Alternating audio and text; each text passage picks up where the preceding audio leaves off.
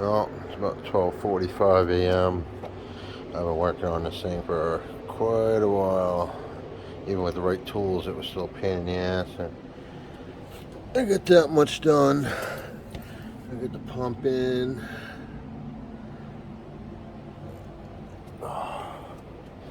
Nothing's tight though. I gotta torque it all down, but I'm done for the night. I'm friggin' beat. Uh, Luckily, I have a new one of those.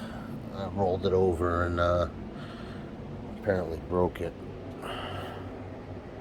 But what else? The only thing I'm pretty confident, other than the pump, I had to change their seals to solid O-ring Teflon seals. Yeah, solid Teflon seals. And I'm hoping I resized them and everything. I'm hoping it went on and didn't chop them. I don't know how to tell other than run the thing, you know. But no, I guess the next time you guys see a video of this, it'll be all done. Later.